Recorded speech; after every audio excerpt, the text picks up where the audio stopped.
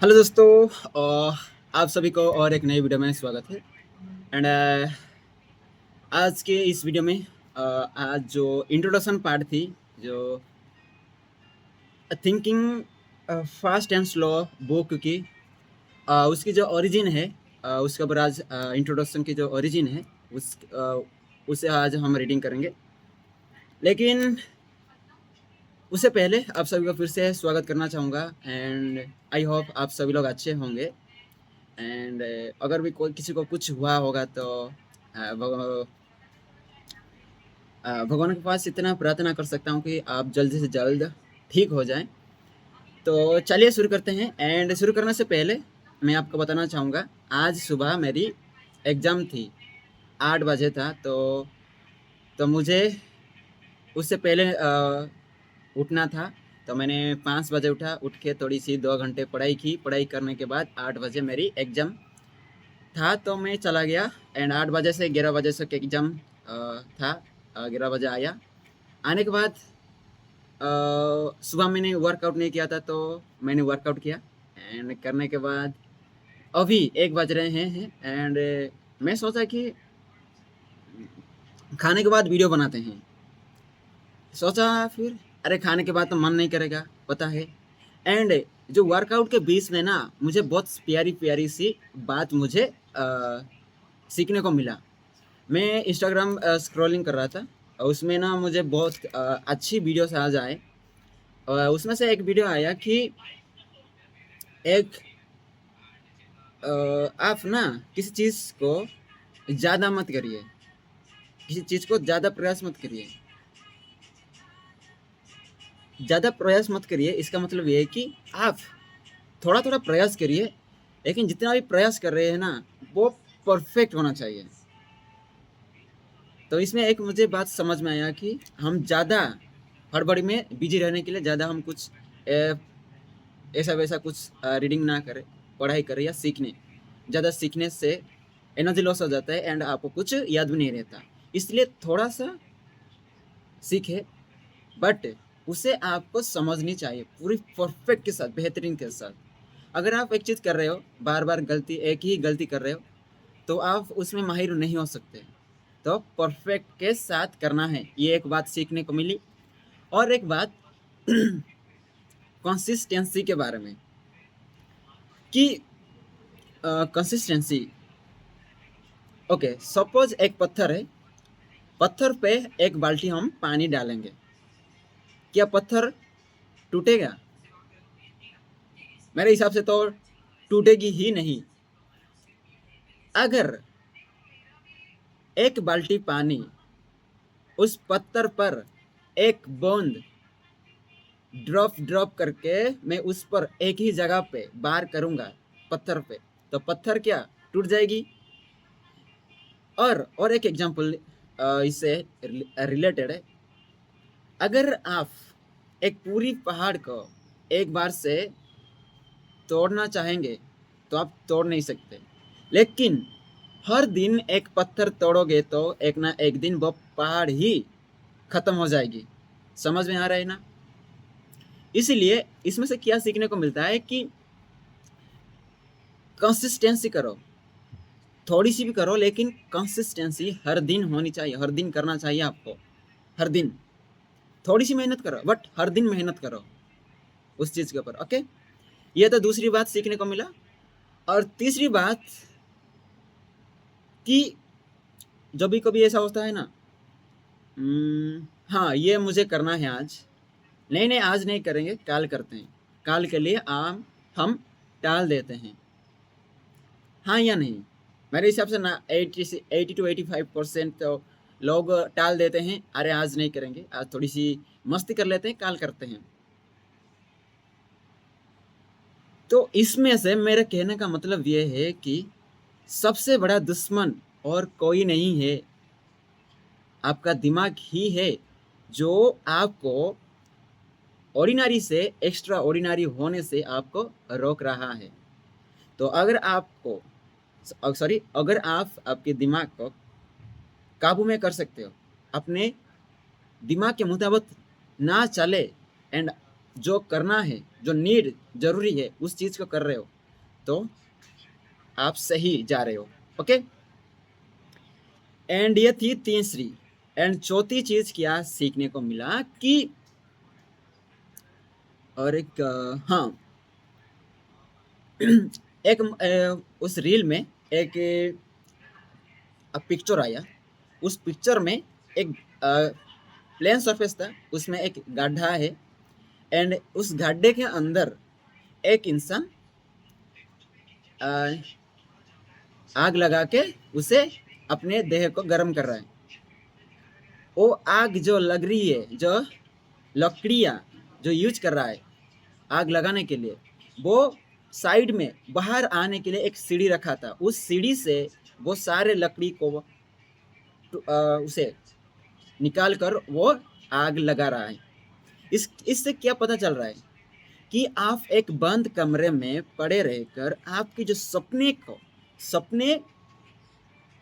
सपने को जो पूरा करने वाला जो सीढ़ी होता है, उस सपने में जाने का रास्ता, जो उस सीढ़ी को आप तोड़ते हो खुद ही उसे सिस्टम से। ओके, ये था छोट थी। एंड पांचवी चीज ये है,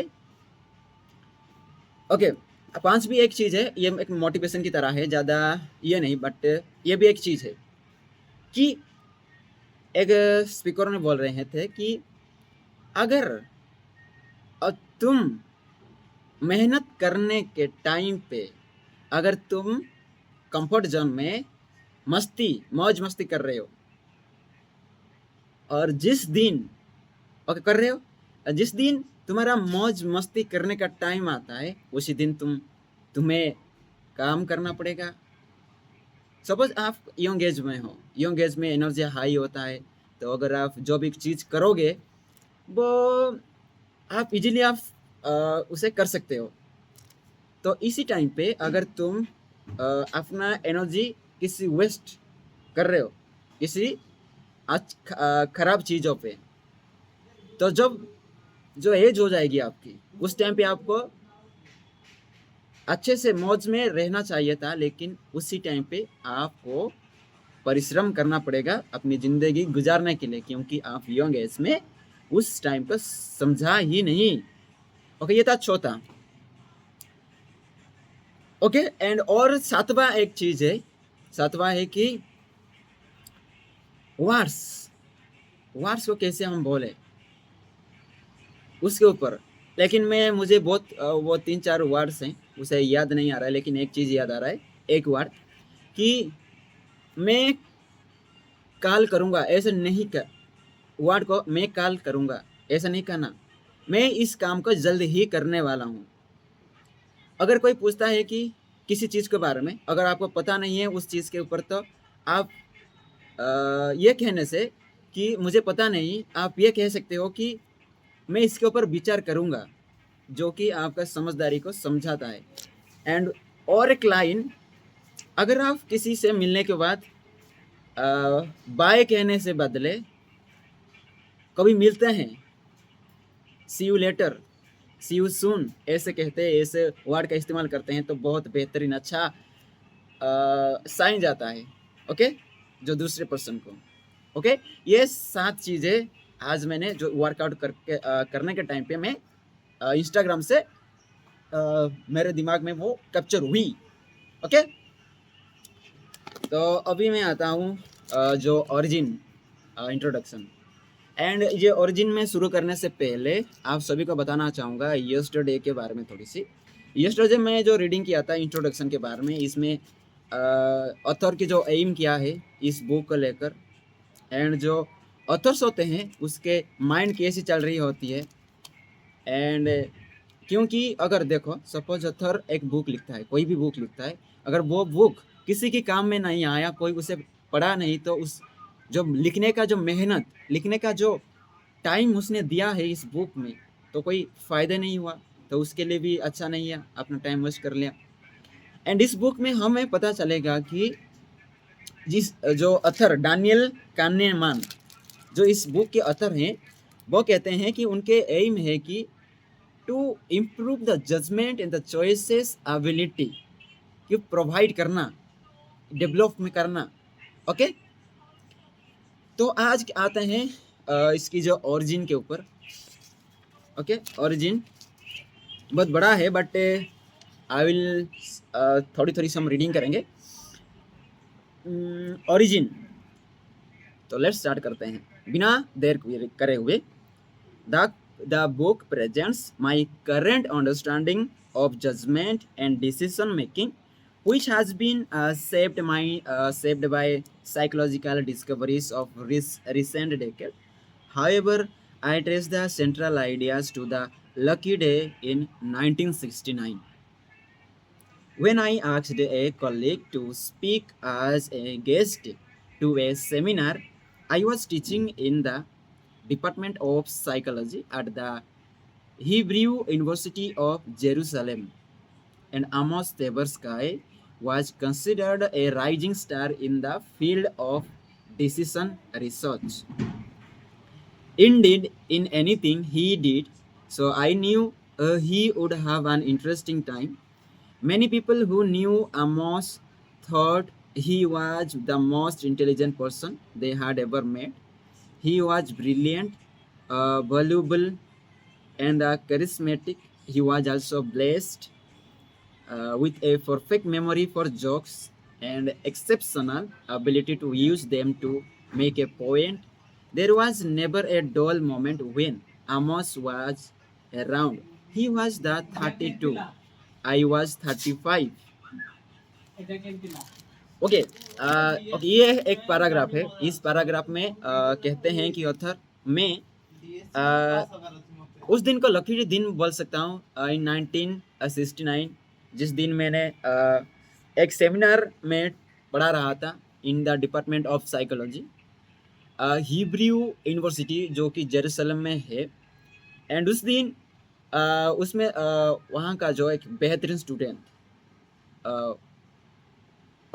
उड़ती एमर्ज स्टार जो कि आमोस ट्वेर्स्की इन द डिसीजन फील्ड के राइजिंग स्टार कहते हैं उससे। एंड अगर वहाँ के जो वो एक इंटरेस्टिंग पर्सन मानते हैं सारे लोग वहाँ के।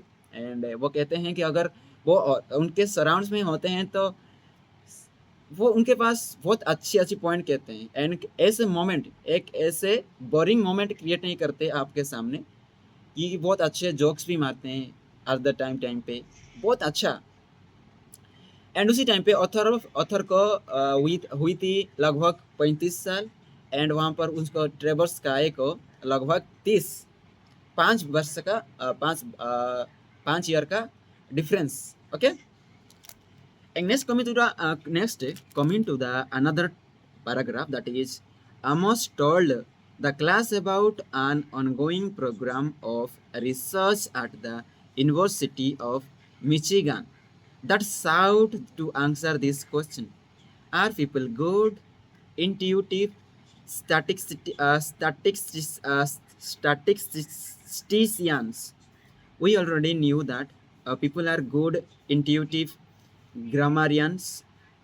At age 4, a child effortlessly conforms to the rules of grammar as she speaks, although she has no idea that such rules exist.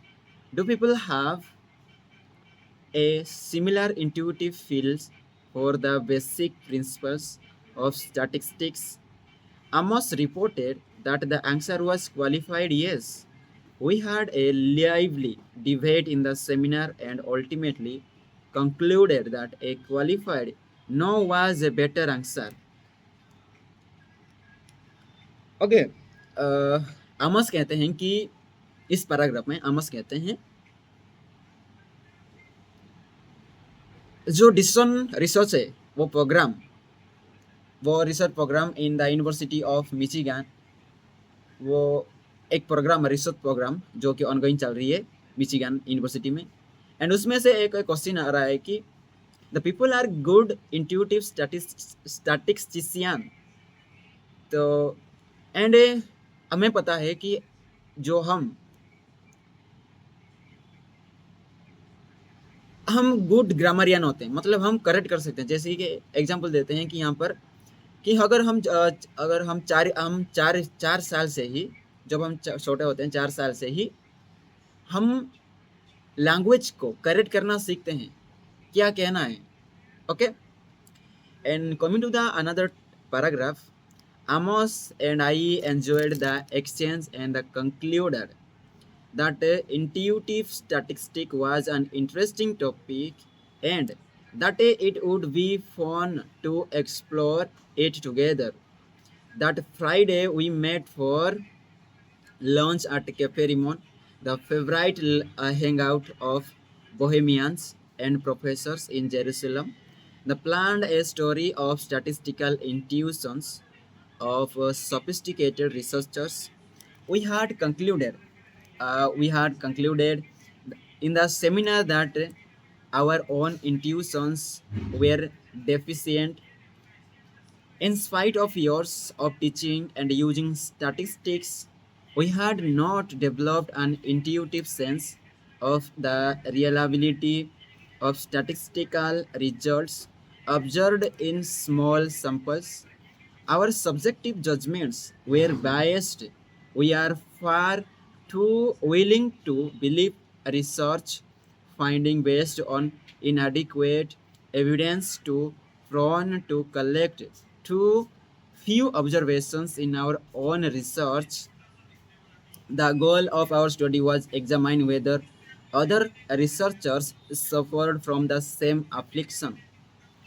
Okay, Amos and जो ऑथर होते हैं वो एक प्लान करते हैं एक लॉन्च की, जहाँ की एक कैफ़े में जाते हैं जो कि नाम रिमन नाम के होता है, जहाँ पर बाहेमियंस वहाँ पर हैंग आउट होने के लिए बहुत अच्छी जगह होती है. वहाँ पर वो एक स्टडी करने को कोशिश कर रहे हैं कि पर्पज़ कर रखते हैं कि अदर रिसर्चर जब सफ़र करते हैं वो सेम एप्लीकेशन से करते हैं, जब सेम प्रॉब्लम आता है या डिफरेंट आती है, उस चीज़ को जानने के लिए, पढ़ने के लिए. ओके, एंड नेक्स्ट पैराग्राफ में जाएं तो we preferred a survey that included realistic scenarios of statistical issues that arise in research.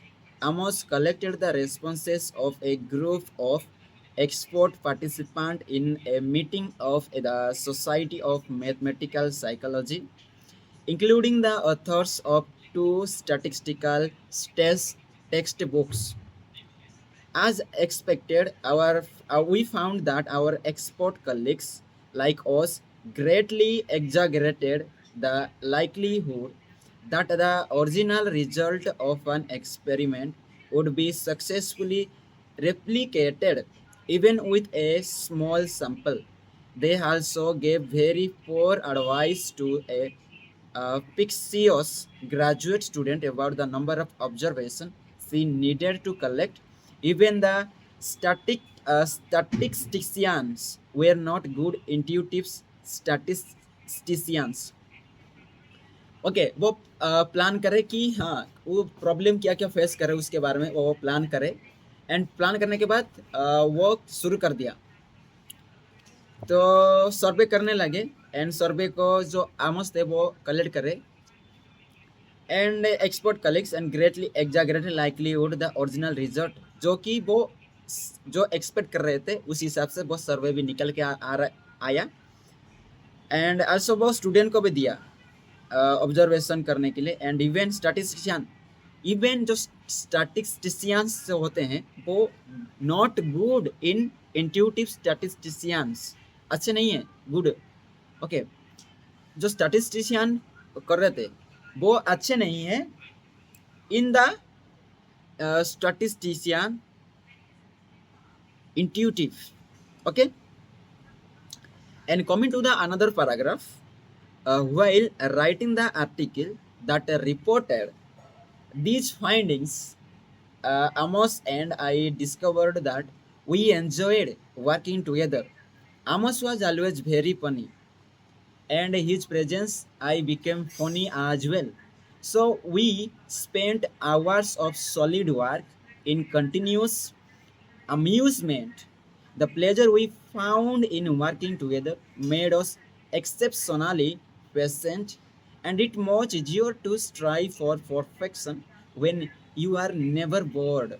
Perhaps most important, we checked our critical weapons at the door.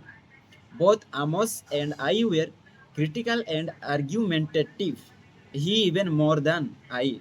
But during the years of our collaboration, neither of us ever rejected out of hand anything the other said.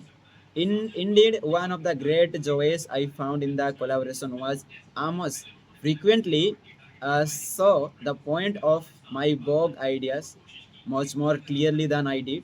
Amos was the more logical thinker with an orientation to theory and an unfailing sense of direction. I was more intuitive and rooted in the psychology of perception from which we borrowed many ideas. We are sufficiently similar to understand each other easily and sufficiently different to surprise each other. We developed a routine in which we spent much of our working days together, often on long walks. For the next 14 years, our collaboration was the focus of our lives, and work we did together during those years was the best either of ever did.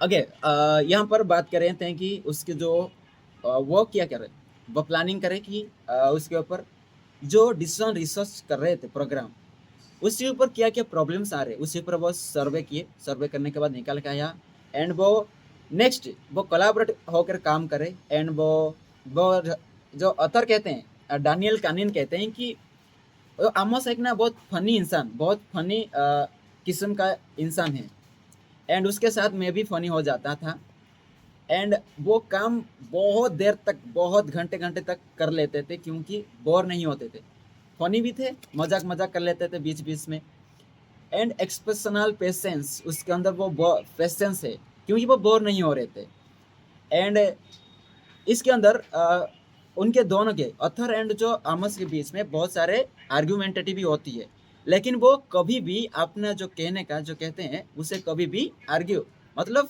ना नहीं करते मना नहीं करते लेकिन आमस होता है वो लॉजिकल थिंकर होता है लेकिन जो अथर अथर होते हैं वो थोड़ी सी psychological perception psychology of perception intuitive rooted होते हैं तो एंड यहाँ पर एक बात है जो भी अथर कहते हैं थोड़ी थोड़ी जो एरर होती है छोटी छोटी सी गलतियाँ उस चीज़ को ना आमोस अच्छे से क्लियरली ढूंढ पाते हैं वो कहते हैं एंड वो नेक्स्ट 14 ईयर्स तक काम करे एंड वो ऑथर कहते हैं कि वो जो 14 बरस वो बेस्ट दिन रहे उनके लाइफ के ओके तो coming to the next paragraph that is we quickly adopted a practice we maintained for many years.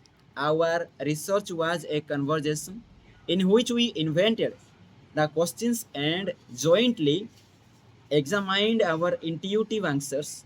Each question was a small experiment, and we carried out many experiments in a single day. We, we were not seriously looking for the correct answer to the statistical questions we posed. Our aim to was to identify and analyze the intuitive answer. The first one that came to mind, the one we were tempted to make even when we knew it to be wrong. We believed correctly as it happened that any intuition that the two of us shared would be shared by many other peoples as well, and that is would be easy to demonstrate its effects on judgments.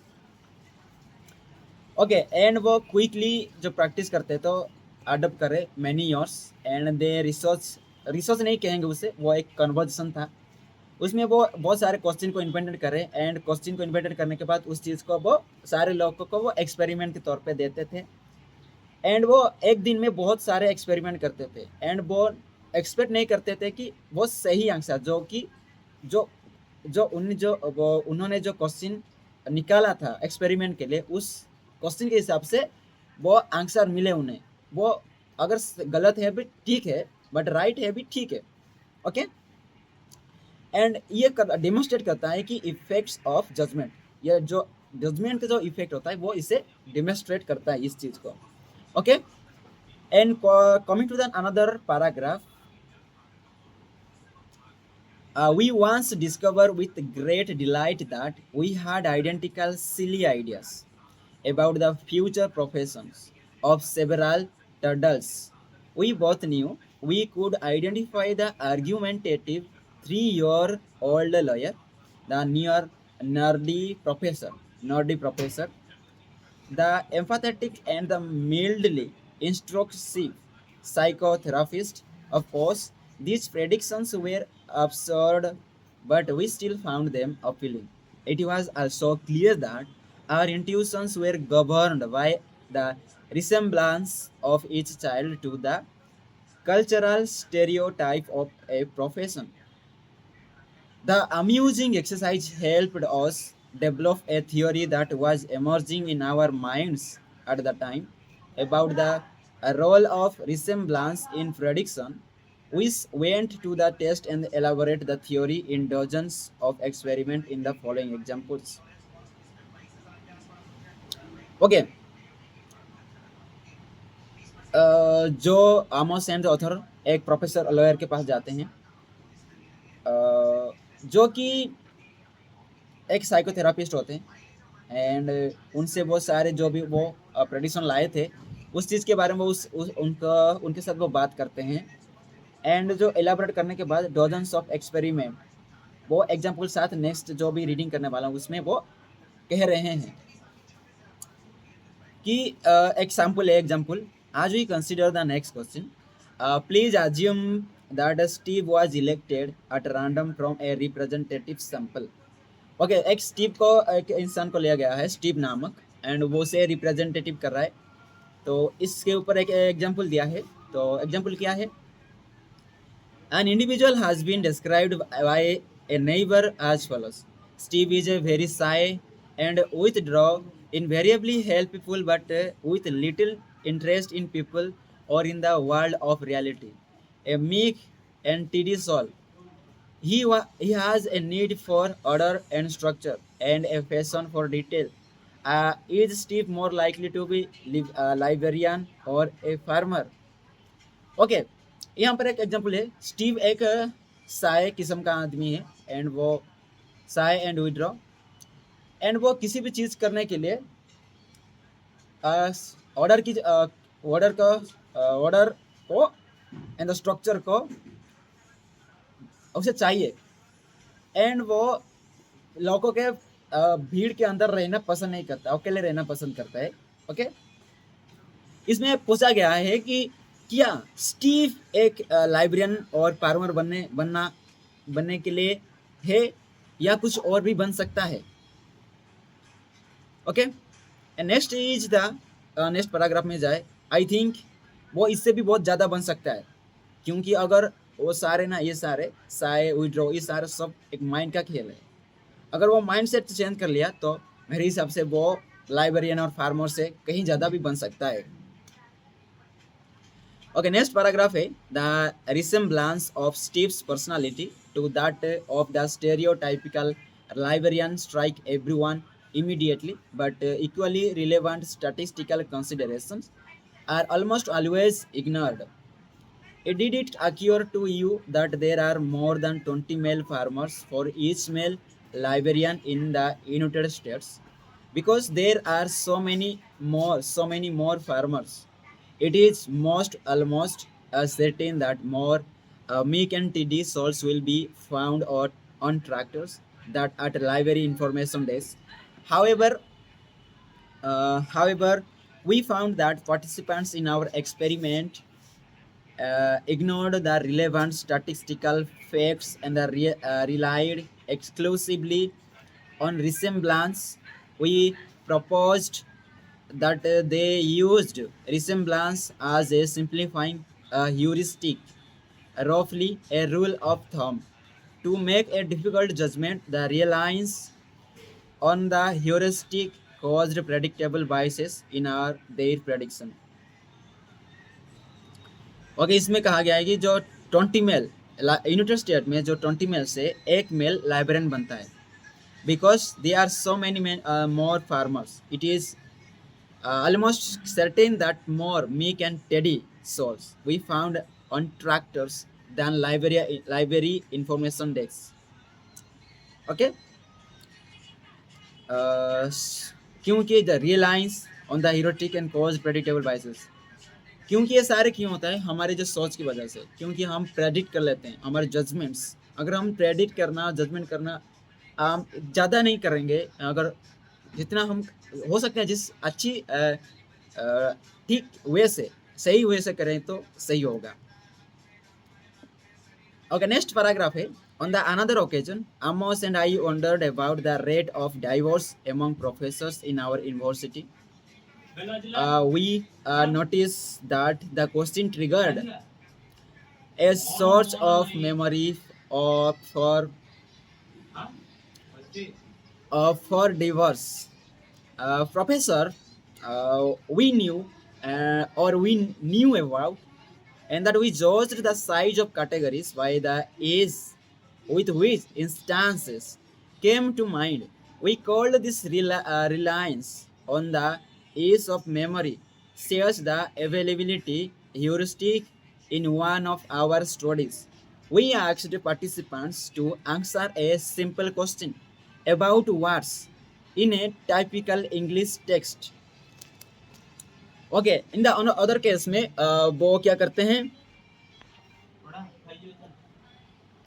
Other occasion में वो कहते हैं कि जो diverse among the professors of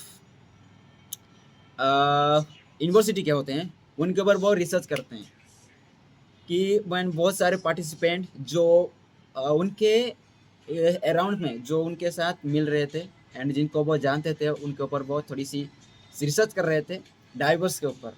okay, and वो typically English test में जानने की कोशिश कर रहे थे। जैसे कि नेक्स्ट में है लिखा है कि consider the letter K, is K more likely to appear as the first letter in a word और the as the third letter. क्या जो के फर्स्ट लेटर में आता है या lastly third letter. Okay, and next topic जो कि as any scrabble player knows it is much easier to come up with words that begin with a particular letter than to find words that have the same letter in third position. This is true for every letter of the alphabet. We therefore expected respondent to exaggerate the frequency of letters appearing in the first position, even those letters such as K, L, N, R, V, which in fact occur more frequently in the third position. Here again, the reliance on a heuristic produces a predictable bias in judgments. For example, I recently come to doubt my long-held impression that adultery is more common among politicians than among physicians or lawyers. I had even come up with explanations for that fact, including the aphrodisiac effect of power and temptation of life away from home. I eventually realized that the transgressions of politicians are much more likely to be reported than the transgressions of lawyers and doctors. My intuitive impression could be due entirely to journalists' choices of topics and to my reliance on the availability of heuristic. Okay, इसमें मैं directly बता देता हूँ इसमें क्या है। इस paragraph में इसमें ऑथर कहते हैं कि जो पॉलिटिशियन होते हैं उनकी intuitive and the decision and उनकी जो जजमेंट्स होती हैं वो डिफरेंटली होता है, उससे कहीं ज़्यादा बेहतर होता है किससे, डॉक्टर्स हो गया, फिजिशियंस हो गया, लॉयर्स होते हैं उनसे। Okay okay, and next paragraph के बारे में बात करें कि सॉरी मैंने इसके बीच में थोड़ी सी मैंने ब्रेक ली थी क्योंकि अभी लॉन्च का टाइम है तो मेरे को लॉन्च लाना पड़ेगा, नहीं तो बाद में नहीं मिलने वाला। तो मैंने लाकर मैं मेरे पास अभी रूम में रख दिया एंड उसके बाद अभी रीडिंग कर रहा हूँ। ओके, तो नेक्स्ट पैराग्राफ है, Amas and I spent several years studying and documenting biases of intuitive thinking in various tasks, assigning probabilities to events, forecasting the future, assessing hypotheses, and estimating frequencies. In the fifth year of our collaboration, we presented our main findings in Science magazine, a publication read by scholars in many disciplines. The article, which is reproduced in full at the end of this book, was titled Judgment Under the Uncertainty, Heuristics and the Biases. It described the simplifying shortcuts of intuitive thinking and explained some 20 biases as manifestation of these heuristics, and also demonstrations of the role of heuristics in judgments. Okay, Amos and जो author होते हैं वो बहुत साल अ, पढ़ाई पढ़ाई and documenting करने में व्यस्त रहे in the task of thinking, intuitive thinking के ऊपर, and assigning probabilities of event, forecasting the future के बारे में, and assessing the hypothesis, estimating the frequencies.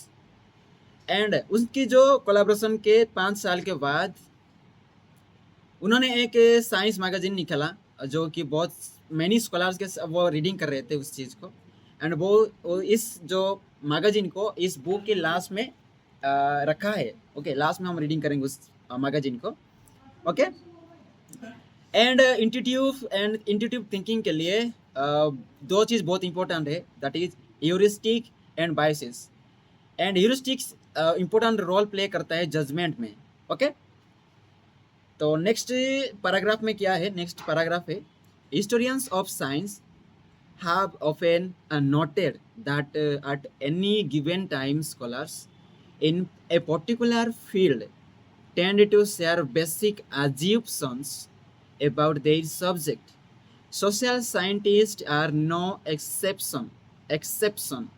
They rarely on a view of human nature that provides the background of most discussions of specific behaviors, but is rarely questioned. Social scientists in the 1970s broadly accepted two ideas about human nature. First, people are generally rational and their thinking is normally sound. Second, emotions such as fear, affection, hatred explain most of the occasion on which people depart from rationality. Our article challenged both assumptions without discussing them directly.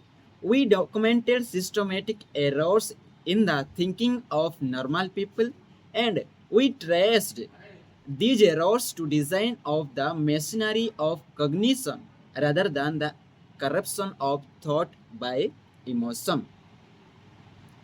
Okay, इसमें क्या है कि historian of science have often noted that any given time scholar in a particular field tend to share basic assumptions. Okay, 1970s में broadly accept किया गया था एक idea के, जो कि ह्यूमन नेचर के ऊपर, जो पहला है कि जो people of generally rational, there thinking is normally sound होता है, normally sound good, normal sound करता है। But next another is, second is emotion, affection, जो हेट करते हैं, घृणा, किसी पर राग रखते हैं किसी चीज़ के लिए। Okay, in the many occasions people depart from the rationality.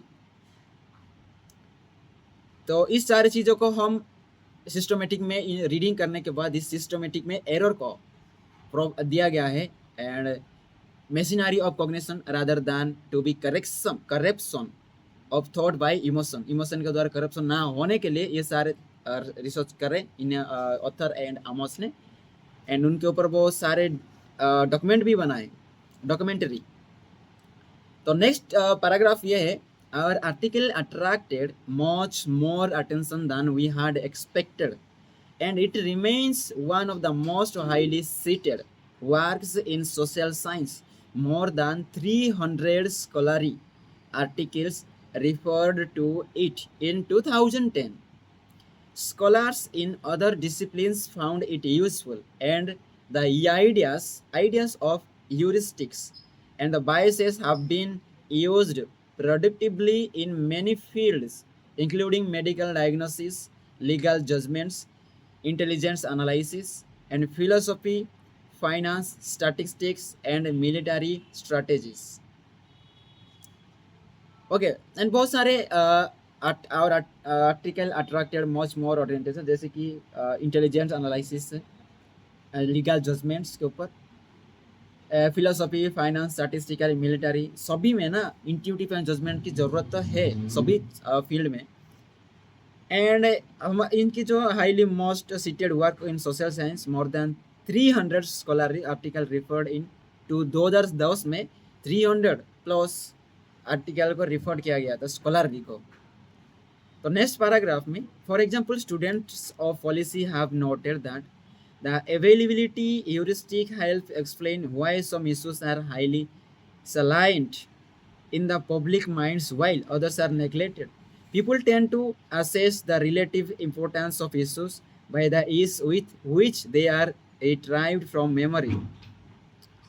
And this is largely determined by extent of coverage in the media frequently mentioned. Topics populate the mind even as others slip away from awareness. In turns, what the media choose to report correspond to their view of what is currently in the public's mind. It is no accident that authoritarian regimes exert substantial pressure on the independent media because public interest is the most easily aroused by dramatic events, and by celebrities. Media feeding frenzies are common. For several weeks after Michael Jackson's death, for example, it was virtually impossible to find a television channel reporting on another topic. In contrast, there is a little coverage of critical but on exciting issues that provide less drama, such as declining educational standards of our investment of medical resources. In the last year of life, as I write this, I noticed that my choice of little covered example was guided by availability. The topics I choose as examples, as mentioned often, equally important issues that are less available did not come to my mind. Okay.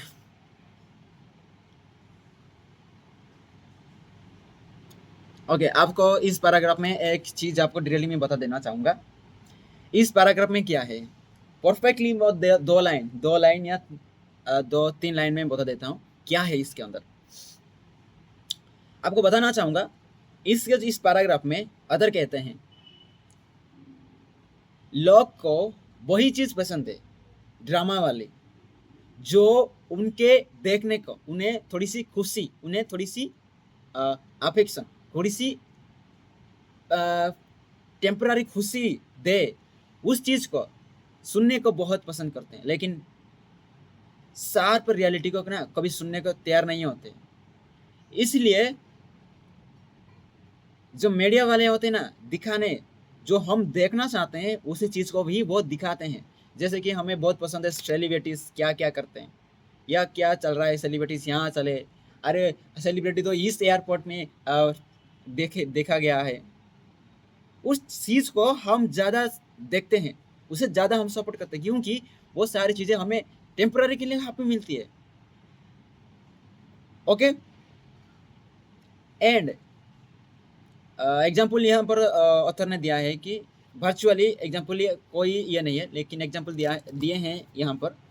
जब Michael Jackson की death हुई, when ever I don't know, but उसके ऊपर मैं discuss उसके ऊपर थोड़ी विचार करूँगा, उसके ऊपर जाकर गूगल बाद में मैं करने वाला हूँ। लेकिन जब माइकल जैक्सन मरा ना, लगभग 90 से 95 जो मीडिया चैनल्स होते हैं वो उसी की न्यूज़ चलाती लगभग बहुत दिन तक। एंड 5% ऐसे चैनल्स होते हैं जहाँ पर कुछ एक्साइटिंग ड्रामास, एक्साइटिंग जो न्यूज़ देखना चाहिए, लोगों को जरूरी है उस चीज़ को दिखाते थे। लेकिन इससे से आपको पता चल रहा होगा कि जो लोग होते हैं वो ड्रामाटिकल ही बहुत पसंद करते हैं, ड्रामाटिकल चीज़ों को। ओके, एंड नेक्स्ट, एंड वो ऑथर अपने जो लास्ट ईयर थे मरने के बाद पहले, वो कहते हैं कि वो little covered example was guided by availability. The topics I choose examples are mentioned often. Equally important issues that are less available did not come to mind. मेरे माइंड आया नहीं, जो एग्जाम्पल मैं दे रहा हूँ वो मेरे माइंड में आया नहीं, एंड कवर कर रहा था जो चीज़ में एग्जाम्पल से। This is exam by availability. Okay, availability. तो नेक्स्ट पैराग्राफ में चलते हैं कि we did not fully realise it at the time, but a key reason for the broad appeal of heuristics and biases outside psychology was an incidental feature of our work. We almost always included in our articles the full text of the questions we had asked ourselves and our respondents. These questions served as demonstrations for the reader, allowing him to recognize how his own thinking was tripped off by cognitive biases. And I hope you had such an experience as you read the question about Steve the librarian, which was intended to help you appreciate the power of resemblance as a cue to probability and see how easy it is to ignore relevant statistical facts.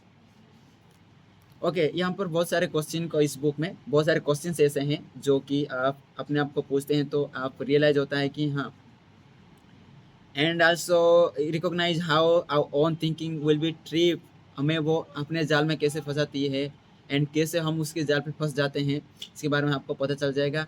And इस सारे question को ना मैं अपने अपने आप को भी पूछ रहा था, एंड जो मेरे रिस्पॉन्स होते हैं उनको भी मैं इस क्वेश्चन को पूछ रहा था। एंड आप इस चीज़ से आपको जो स्टीव द लाइब्रेरियन के जो एग्जाम्पल था उससे आपको appreciate power, resemblance and the cube to probability and the set of how easy it to ignore relevant statistical facts, कैसे हम एक relevant चीज़ों को हम इग्नोर कर देते हैं उसके बारे में भी इस बुक में है। तो लास्टली जो लास्ट पैराग्राफ है, last paragraph from the introduction part of this book, तो क्या है तो लेट्स देखते हैं। The use of demonstration provided scholars from diverse disciplines, notably philosophers and economists, an unusual opportunity to observe possible flaws in their own thinking. Having seen themselves fail, they become more likely to question the dogmatic assumptions prevalent at the time that the human mind is rational and logical. The choice of method was crucial. If we had reported results of only conventional experiments, the article would have been less noteworthy and less memorable. Furthermore, skeptical readers would have distanced themselves from the results by attributing judgments, errors to the familiar factlessness of undergraduates, the typical participants in psychological studies. Of course, we did not choose demonstrations over standard experiments because we wanted to influence philosophers and economists. We prepared demonstrations because they were more fun and more were lucky in our choice of method as well as many other ways. A recurrent theme of this book is that luck plays a large role in every story of success. It is almost always easy to identify a small change in the story that would have turned a remarkable achievement into the mediocre outcome. Our story was no exception. The reaction to our work was not uniformly positive. In particular, our focus on biases was criticized as suggesting an unfairly negative view of the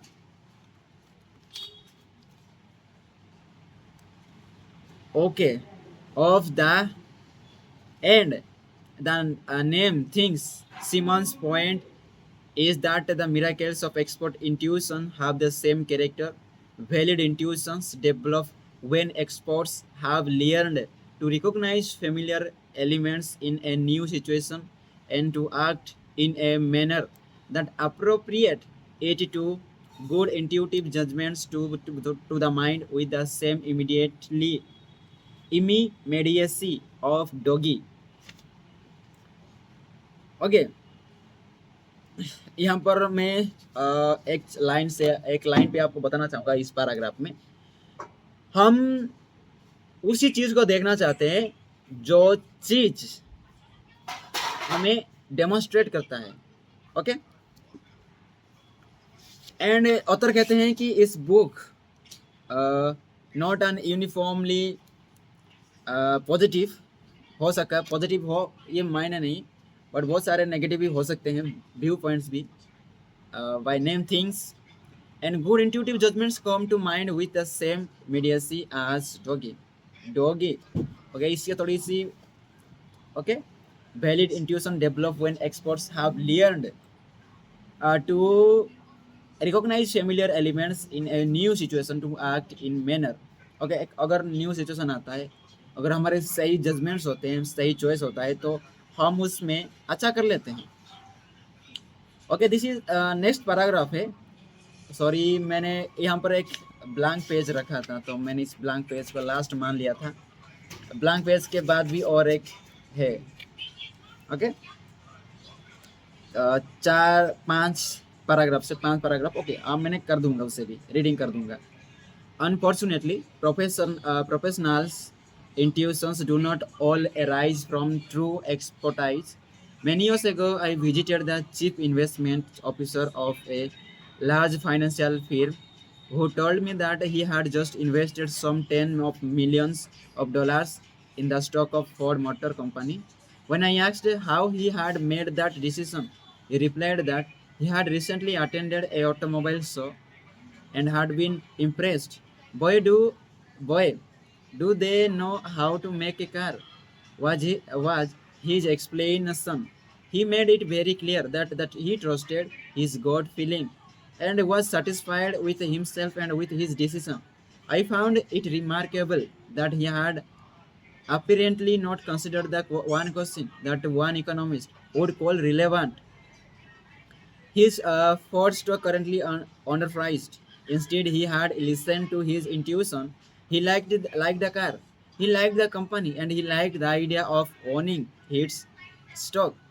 From we know about the accuracy of stock picking, it is reasonable to believe that he did not know what he was doing.